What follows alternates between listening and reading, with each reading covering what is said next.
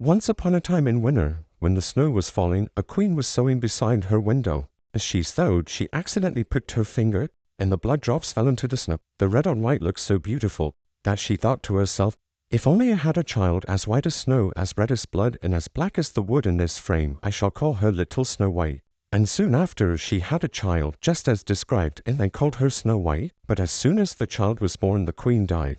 A year later, the king took himself another wife. She was beautiful and envious. She could not stand if anyone could surpass her beauty. She had a magic mirror, and every morning she would ask the mirror, "Mirror, mirror on the wall, who in this land is fairest of all?" Then the queen was satisfied. Snow White grew up and became ever more beautiful. One day when she asked the mirror, "Who in this land is fairest of all?" the mirror answered, "You, my queen, are fair, it is true, but Snow White is 1,000 times fairer than you." The queen took fright and summoned a huntsman. "Take her out into the woods. I never want to see her again, and as proof, bring her lungs and liver back to me." The huntsman obeyed and took Snow White out into the woods. He took out his knife and was about to stab her heart. When she began to cry, she told the huntsman she would run into the woods and never come back. So he let her go. He thought the wild animals would devour her anyways. Just then a young boar came running by. He killed it and cut out its lungs and liver and brought it back to the queen. The queen ate it, thinking it was Snow White's and thanking the huntsman. Snow White ran as far as her feet would take her, and she stumbled upon a cottage. She went inside to rest. The house was small, neat, and clean.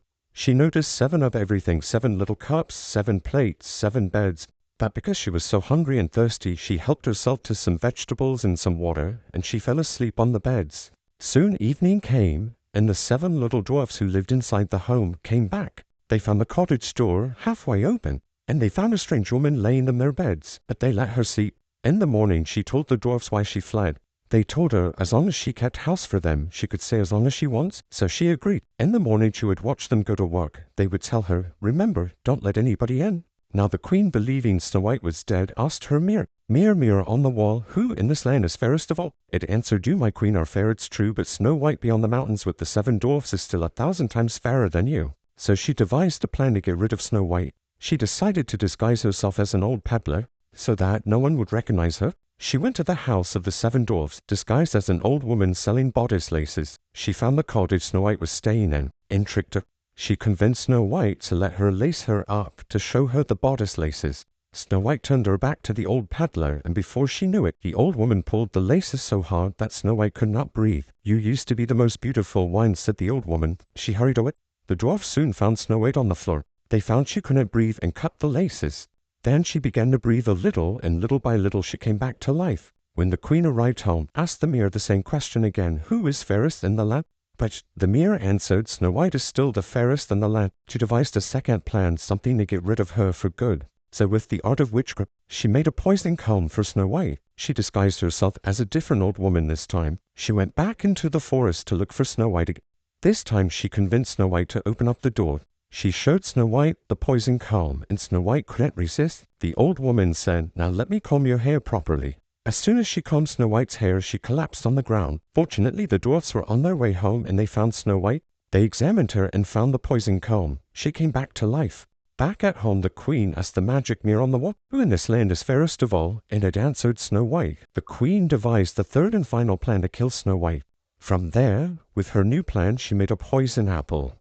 Anyone who saw it would want it. It was beautiful. She then disguised herself again as another peasant woman. She traveled back to the cottage of the 7 dwarfs, determined to kill Snow White. She saw Snow White in the cottage window, approached her. She said she was giving away her apples. Snow White was hesitant, so the old woman told Snow White they would split the apple. So she took the first bite of the apple, but only half the apple was poisonous. She was eating the half that was not poisonous. Unable to resist, Snow White took a bite of the apple as well. She barely had the bite in her mouth when she collapsed on the floor and realized it was poisoned. When the dwarfs came home, they found her not breathing and collapsed on the floor. She was too beautiful to bury, so they made a glass coffin and laid her inside. They put the coffin outside in the forest, and they took turns standing guard over her grave. Even the animals came to mourn her. Back at home, the queen asked the mirror, "Mirror, mirror on the wall, who in this land is fairest of all?" It finally answered, "You, my queen, are fairest of all." And her envious heart was at rest. What came to pass that a prince entered these woods and happened onto the dwarf's house, where he sought shelter for the night. The next morning he saw the glass coffin with Snow White in it.